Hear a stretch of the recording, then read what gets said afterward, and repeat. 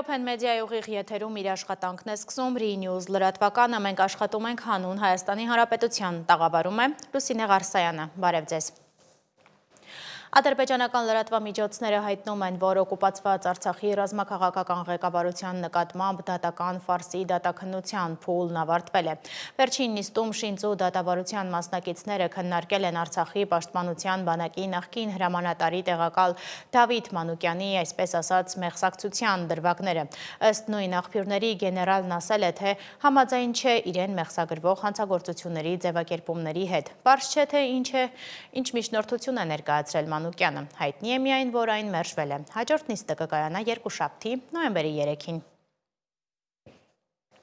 Վերջին օրերին համաշխարհային լրահոսում գերակշռում են ոչ միայն մոլորակի թեժ կետերում մարտական բախումների, հին դիմակայությունների սրման, նորերի առաջացման մասին հաղորդագրությունները, այլև խոշոր ուժային կենտրոնների, հատկապես Ռուսաստանի ու Միացյալ Նահանգների առաջնորդների սեփական նորագույն սպառազինությամբ հպարտանալու, միջուկային զինանոց կիրառելու, քողարկված սպառնալիքների մասին տարատեսակ վերլուծական նյութերը։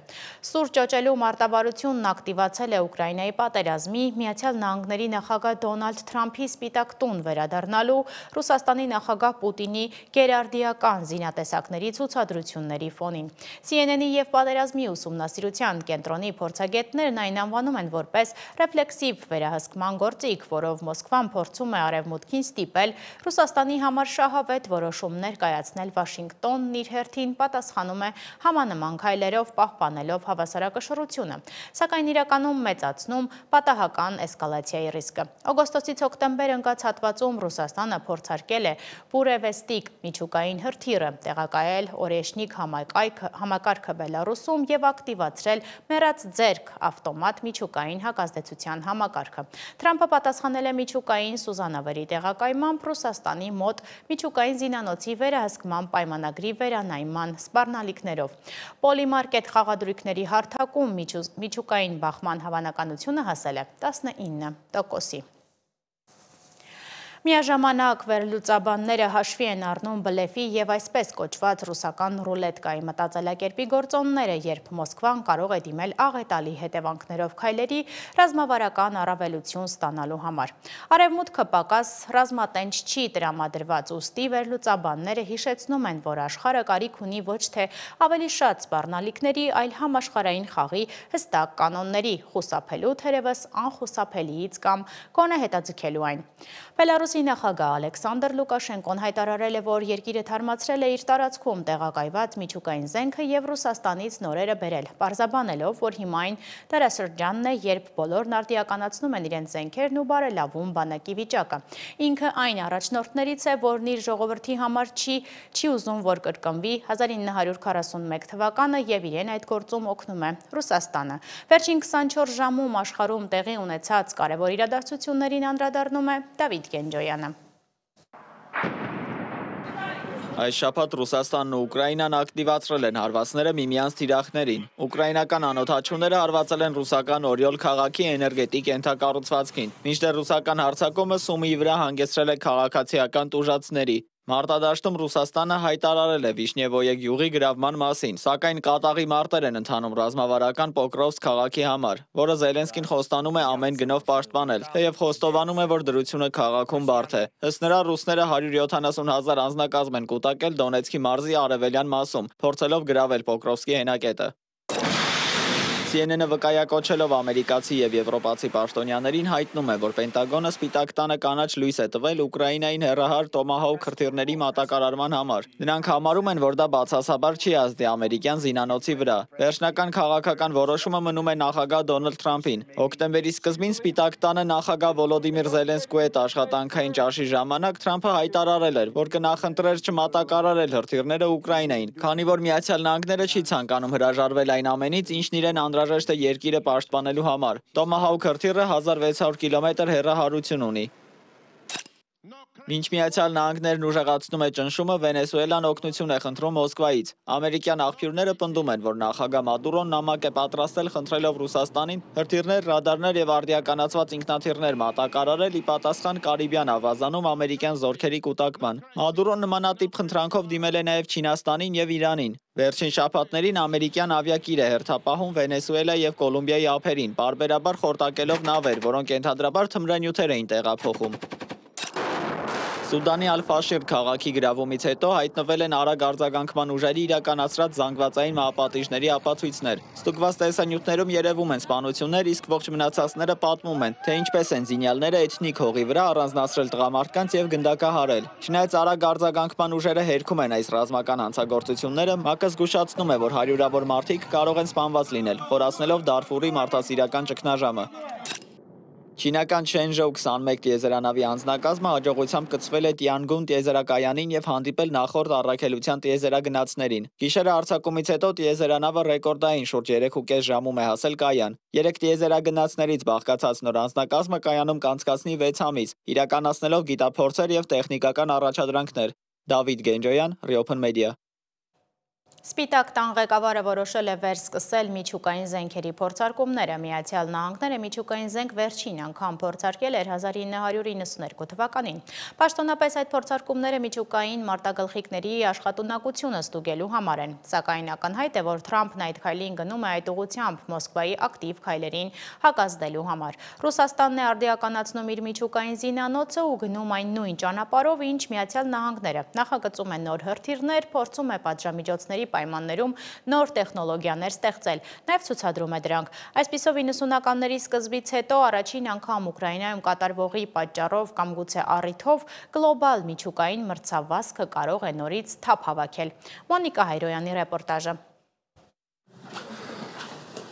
Ռուս-ուկրաինական պատերազմում վիրավորված ու ռազմական հոսպիտալում ապաքինվող զինծառայողների հետ հանդիպումն է Ռուսաստանի նախագահ Վլադիմիր Պուտինի համար առիթ դարձել ներկայացնելու ոչ միայն Պոկրովսկում եւ Կրասնոարմեյսկում ռուսական զորքերի հաջողությունները, այլև անուղղակիորեն արևմուտքին ներկայացնելու ռուսական ռազմաարդյունաբերական համալիրի նորագույն նվաճումները։ Զինվորների հետ զրույցում Կրեմլի ղեկավարը հայտնել է երկու նորագույն սպառազինության համակարգերի հաջող փորձարկման մասին, որոնց նմանը նրա խոսքով աշխարհում գոյություն չունի։ Խոսքը միջուկային շարժիչով բուրևեսնիկ եւ Սարմատ թևավոր հրթիռների մասին է։ Самое главное в том, что если обычный ядерный реактор Ամենակարևորն այն է, որ եթե սովորական միջուկային ռեակտորը գործարկվում է ժամերի, օրերի կամ նույնիսկ շաբաթների ընթացքում, ապա այս միջուկային ռեակտորը գործարկվում է վայրկյանների ու րոպեների ընթացքում։ Պուտինը նաև խոսել է Պոսեյդոն ստորջրի անօդաչու սարքի մասին, որը նույնպես հագեցած է միջուկային էներգետիկ սարքավորումով։ Впервые удалось не только стартовым двигателем запустить его с подводной лодки-носителя, но и... Առաջին անգամ մեզ հաջողվեց ոչ միայն գործարկել այն ստորջրյա կրիչ Սուզանավից, մեկնարկային շարժիչի օգնությամբ, այլև ակտիվացնել միջուկային էներգետիկ համակարգը, որի վրա այդ սարքը որոշակի ժամանակ աշխատեց։ Իսկ ինչ զենքեր են սրանք, որոնք Դաշնության առաջնորդը ճոճում է Եվրոպայի քթի առաջ։ Պոսեյդոնը միջուկային ռեակտորով ստորջրի անօդաչու սարք է գործնականում անսահմանափակ հեռահարությամբ։ Նրա խնդիրն է հզոր միջուկային պայթյունով ռադիոակտիվ ցունամի առաջացնել, ոչնչացնելով ափամերձ քաղաքները։ Շարժվելով մեծ խորություններում եւ բարձր արագությամբ այն գրեթե անորսալի է։ Սարմատը մեկ հրթիռով կարող է 10-15 միջուկային մարտագլխիկով միաժամանակ ոչնչացնել մի քանի քաղաք։ Այն կարող է կրել ավանգարդ հիպերձայնային բլոկեր, որոնք գրեթե անհնար է որսալ։ Կարող է հարվածել աշխարհի ցանկացած կետի թռչելով անսպասելի ուղղությամբ, օրինակ հարավային բևեռի վրայով շրջանցելով հակահրթիռային պաշտպանության բոլոր համակարգերը։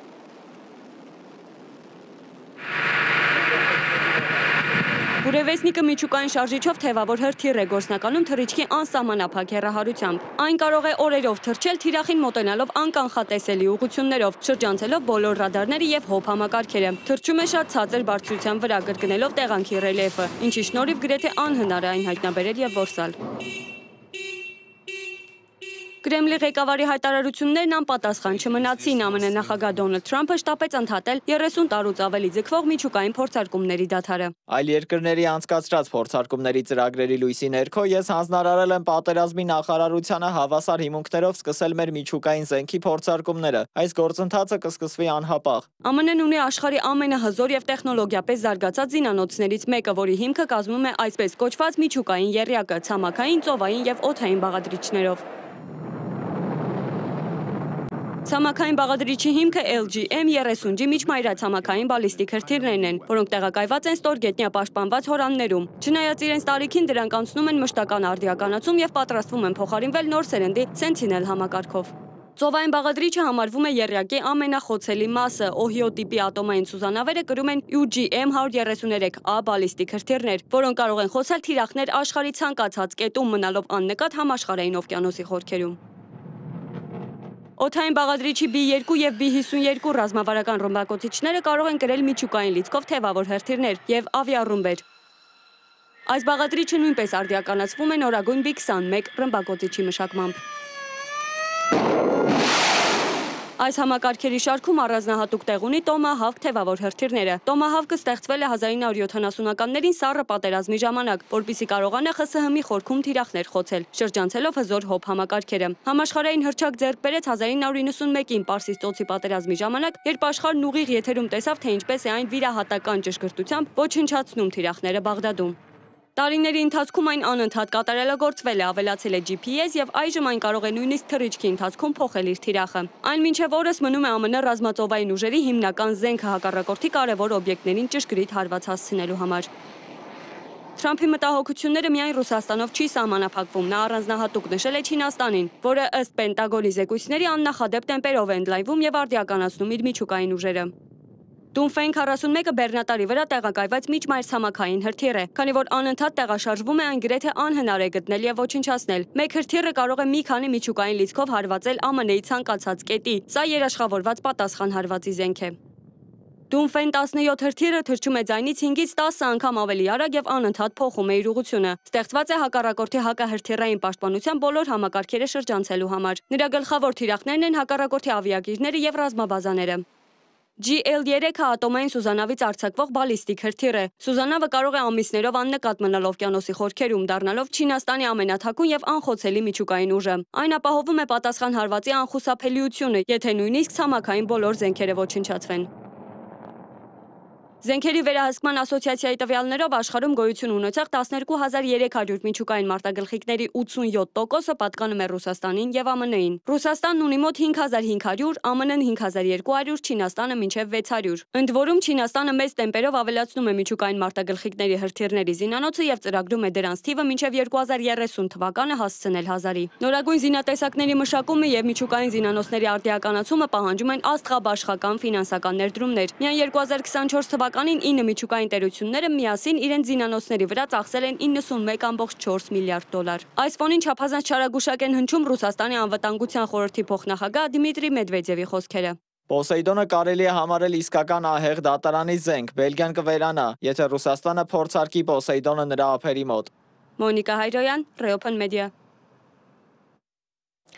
Պաշտպանության նախարար Սուրեն Պապիկյանը չի մասնակցել Ալմաթիում ԱՊՀ անդամ պետությունների պաշտպանության նախարարների խորհրդի նիստին։ ԱՊՀ գործադիր կոմիտեի մամուլի ծառայության հաղորդագրության համաձայն նիստը վարել է Ռուսաստանի պաշտպանության նախարար Անդրեյ Բելոռուսովը։ Քննարկվել են բազմաթիվ բազմակողմ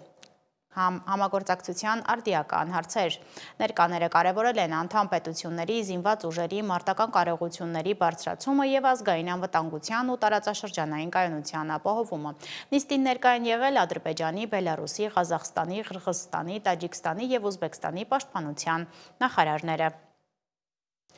Միացյալ Նահանգները բանակցություններ է վարում մի քանի երկրների հետ Գազայի հատվածում տեղակայվելիք միջազգային ուժեր ստեղծելու խնդրի շուրջ։ Կմշակվի մի ծրագիր, որը նախատեսվում է նոր պաղեստինյան ոստիկանական ուժերի ստեղծում, որոնց կմարզեն Միացյալ Նահանգները, Եգիպտոսը, Հորդանանը։ Գազայում զորքեր ուղարկելու պատրաստակամություն են հայտնել Ինդոնեզիան, Ադրբեջանը, Եգիպտոսը եւ Թուրքիան։ Իսրայելը կտրականապես դեմ է թուրքական զորախմբի ներկայությանը, Ադրբեջանին էլ, թեև լավ հարաբերությունների մեջ է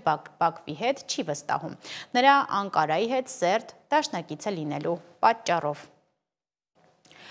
Իրանի արտաքին գործերի նախարար Աբբաս Արաղչին երկրի արևելյան Ադրբեջան նահանգում տնտեսական դիվանագիտության հարցերին նվիրված հանդիպման ժամանակ հայտարարել է Հայաստանում եւ Վրաստանում Իսլամական Հանրապետության նոր դեսպանների նշանակման մասին։ Հայաստանում պաշտոնավարումն ավարտված Մեհդի Սոբհանիին կփոխարինի Խալիլ Շիրուգուլամին։ Ներքին գործերի նախարար Արփինե Սարգսյանի հրամանով Հայկ Բաբայանը նշանակվել է ոստիկանության գվարդիայի հրամանատար։ Հիշեցնեմ, նոյեմբերի 1-ից գործարկվում է ոստիկանության գվարդիան ոստիկանության 4 հենասյունային մասնագիտացված ծառայություններից մեկը։ Նրանց այցելել և ծառայության նոր մեկնարկի առիթով ողջունել է վարչապետ Նիկոլ Փաշինյանը։ Մինչև այդ Հայկ Բաբայանն ազատվել էր ոստիկանության զորքերի հրամանատարի պաշտոնից, նա անցած տարի էր արժանացել գեներալի կոչման, այս դեպքում նա այլ պաշտոնի է նշանակվել, մինչդեռ մեր տվյալներով 2018-ից սկսած գեներալ դարձած շատերին են զորացրել։ Ազատել պաշտոնից, հետո քրեական գործեր հարուցել ու դատել կամ կարճել գործը, ինչից հետո որոշ զինվորականներ իրենք են հեռացել համակարգից։ Թեմայի վերաբերյալ առավել մանրամասն իմ գործընկեր Աննա Հարությունյանի ռեպորտաժում։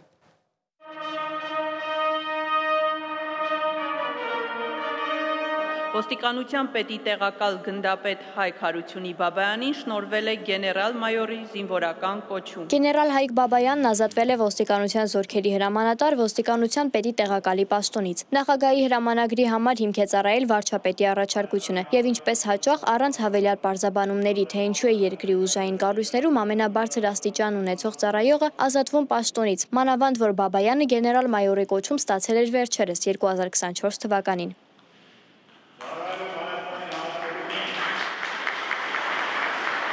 2018 թվականից ի վեր 44 բարձրաստիճան զինվորականներ են ստացել գեներալ-մայորի կոչում, սակայն շատերի համար գեներալի ուսադիրը դարձավ ոչ թե կարիերայի գագաթնակետ, այլ տարավ դեպի պաշտոնակություն, քրեական գործեր ու քաղաքական դիմակայություն։ Հեղափոխությունից հետո ԱԱԾ տնօրեն նշանակված Արտուր Վանեցյանը գեներալ-մայորի կոչում ստացավ 2019 թվականի հուլիսին, սակայն ընդամենը 2 ամիս անց նա սկանդալային հայտարարությամբ հրաժարական տվեց դառնալով իշխանության ամենաակտիվ ընդդիմախոսներից մեկը։ Ազգային անվտանգության ծառայության տնօրեն գնդապետ Արտուր Գագիկի Վանեցյանին շնորհվել է գեներալ-մայորի զինվորական կոչում։ Դեռ առաջին նախագահի շրջանից պետության առաջին դեմքի թիկնապահ եւ լիազորի պետ Գրիգորի Հայրապետովը գեներալ-մայորի կոչումը ստացավ Արտուր Վանեցյանի հետ նույն օրը 2019 թվականի հուլիսի 3-ին, բայց շատ շուտով վարչապետի միջնորդությամբ զորացրվեց եւ մահացավ 2022 թվականի հունվարի 1-ին։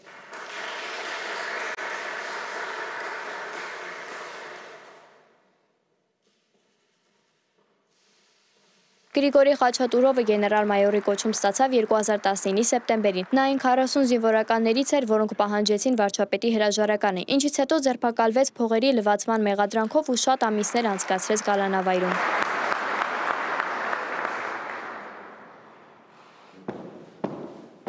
Պարոն նախագահ, զինված ուժերի հրթիռային զորքերի հրետանուպետ վարչապետ գնդապետ Հարությունյանն ներկայացել հերթական զինվորական կոչում ստանալու կապակցությամբ։ Զինված ուժերի հրթիռային զորքերի եւ հրետանու նախկին պետ Արմեն Հարությունյանը գեներալ-մայոր դարձավ 2019-ի հոկտեմբերին։ Նա ձերբակալվեց անորակ զինամթերք ընդունելու մեղադրանքով, որոնք կիրառվել են նաեւ 44-օրյա պատերազմի ընթացքում։ Հարությունյանը չի ընդունում մեղադրանքը։ Քան լավ ծառայեք, երկար լավ պաշտպանեք մեր երկրի սահմանները։ Գնդապետ Սիրայր Համլետի Պողոսյանին շնորհվել է գեներալ-մայորի զինվորական կոչում։ Պարոն գեներալ, ես սրտե շնորհավորում եմ ձեզ։ Ծառայում եմ Հայաստանի Հանրապետության։ Սիրայր Պողոսյանը գեներալ-մայորի կոչում ստացավ 2020 թվականի հուլիսի 7-ին, նշանակվելով առաջին բանակային կորպուսի հրամանատար։ Արդեն 1 տարի անց 2021-ի օգոստոսին նա առանց մեծ աղմուկի ազատվեց զբաղեցրած պաշտոնից։ Անդրանիկ Փիլոյանը գեներալ-մայորի ուսադիրներ ստացավ 2020-ի հուլիսին, իսկ 44-օրյա պատերազմի ընթացքում արժանացավ ազգային հերոսի կոչման։ Հերոսի կարգավիճակը սակայն չխանգարեց, որ նա արդեն որպես արտակարգ իրավիճակների նախարար ձերբակալվի կոռուպցիոն մեղադրանքներով եւ ազատազրկվի։ Արիության մեդալով կարգեվատրվել է Զորամասի շտաբի պետ հրամանատարի տեղակալ գնդապետ Արտակ Էմիլի Բուդաղյանը։ Արտակ Բուդաղյանը, որի անունը Հարությանը հայտնի էր դեռ 2013-ի Գորիսի դեպքերից, գեներալ-մայորի կոչում ստացավ 44-օրյա պատերազմի թեժ օրերին։ Նա այսօր է շարունակում է ծառայությունը զբաղեցնելով հատուկ բանակային կորպուսի հրամանատարի պաշտոնը։ Էդվարդ Ասրյանը գեներալ-մայորի ուսադիրները ստացավ 2020-ի հոկտեմբերի վերջին, պատերազմական գործողությունների ընթացքում։ Նա այն եզակի գեներալներից է, որը չնայած 2021-ի փետրվարին վարչապետի հրաժարականը պահանջող 42 զինվորականներից մեկն էր, կարիերան շարունակեց կայուն վերել կապրել եւ այսօր նա զբաղեցնում է զինված ուժերի գլխավոր շտաբի պետի պաշտոնը, արդեն գեներալ լեյտենանտի ուսադիրներով։ 44-օրյա պատերազմի օրերին ազգային հերոսի կոչմանն արժանացած փայլուն հրետանավոր Գարեգին Պողոսյանը գեներալ դարձավ 2023 թվականին։ Նա այժմ երկրորդ բանակային կորպուսի հրամանատարն է եւ շարունակում է ծառայությունը զինված ուժերում։ Երրորդ բանակային կորպուսի հրամանատար գնդապետ Ալեքսանդր Արշակի Ցականյանին շնորհվել է գեներալ-մայորի զինվորական կոչում։ Ալեքսանդր Ցականյանը նորընծա գեներալներից է մեկ, մեծ աստղով ուսադիրները ստացել է 2024-ի մայիսին։ Նրա անունը հանրայնացավ հատկապես Տավուշի սահմանազատման գործընթացում ունեցած ակտիվ ներգրավվածության շնորհիվ։ Բարձրաստիճան զինվորականներից շատերը պարգևատրվեցին պետական բարձրագույն շքանշաններով։ Մասնավորապես մարտական գործողությունների ընթացքում ցուցաբերած արիության համար մարտական խաչ առաջին աստիճանի շքանշանով պարգևատրվեցին գեներալ Անդրանիկ Փիլոյանը, Արտակ Բուդաղյանը, Գրիգոր Խաչատուրովը, Արայիկ Հարությունյանը։ Կալանավորված է ԱԱԾ մեկուսարանում մեղադրվելով 2021 թվականին Գեղարքունիքի մարզի հատվածում մարտական հերթապահության կանոնները խախտելու հետևանքով ադրբեջանական զորքերի ներթափանցման համար։ 44-օրյա պատերազմի ընթացքում եւ դրանից հետո բարձրագույն ազգային հերոսի կոչմանն արժանացան Անդրանիկ Փիլոյանը, Գարեգին Պողոսյանը եւ Տիրան Խաչատրյանը։ Խաչատրյանի դեպքը ստացավ քաղաքական հնչեղություն։ Արդեն հետպատերազմյան շրջանում Իսկանդերի 10%-ով պայթելու վարչապետի վարկածի մասին լրագրողի ճշտող հարցինի պատասխան ծիծաղելուց ու աղմկահարույց պաշտոնանկությունից հետո գեներալ լեյտենանտը չի մասնակցել պարգևատրման արարողությանը։ Արդյունքում նա մինչ օրս իրավաբանորեն կրում է ազգային հերոսի կոչումը, սակայն այդպես էլ պաշտոնապես չի ստացել կոչումը հաստատող հայրենիքի շքանշանը։ Աննա Հարությունյան, Reopen Media։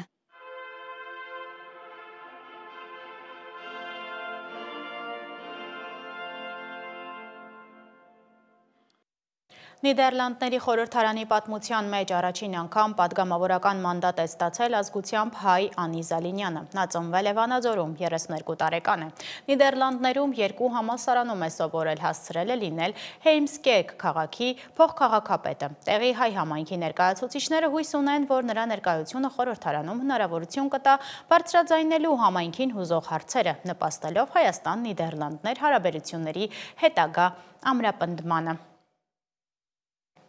Մեկ այլ, այս դեպքում վաղուց նշանավոր հայուհու հայտարարությունը հայ-ամերիկյան սկանդալի առիթ է դարձել։ ՆԱՍԱ-ի ղեկավար Շոն Դաֆին ստիպված է եղել հրապարակավ հավաստիացնել ռեալիթի շոուի աստղ Քիմ Քարդաշյանին, որ ամերիկացի տիեզերագնացներն իսկապես վայրեջք են կատարել լուսնի վրա։ Մինչև այդ կես միլիարդ հետևորդ ունեցող Քարդաշյանն ասել էր լուսնի վրա վայրեջքը կեղծվել է։ Նա փաստացի միացել է այսպես կոչված լուսնային դավադրության տեսության կողմնակիցներին։ Քարդաշյանների ընտանիքը շոուի նոր դրվագում Քարդաշյանը դերասանուհի Սարա Փոլսոնի հետ զրույցում պատմել է, թե իբր տիեզերագնաց Բազ Օլդրինը հերքել է լուսնի վրա վայրեջքի փաստը, որը նրա բռնած դրոշը ծածանվում է մինչդեռ երկրի արբանյակի վրա գրավիտացիան այլ է։ Ի պատասխան Շոն Դաֆին սոցցանցերում վրդովված գրել է. Այո, Քիմ Քարդաշյան, մենք եղել ենք լուսնի վրա 6 անգամ։ Ավելին, Արտեմիս առաքելությունը վերադառնում է նախագահի ղեկավարությամբ։ Մենք հաղթել ենք նախորդ տիեզերական մրցավազքում եւ կհաղթենք նաեւ այս մեկում։ Այնուհանդերձ Քիմն արդեն կասկածներ է գցել մի քանի 100 միլիոն մարդկանց սրտերում։ Այս ժամի համար նախատեսել էինք այսքանը, մեր հաջորդ գլխավոր թողարկումը ժամը 17-ին է, կհանդիպենք այդ ժամին։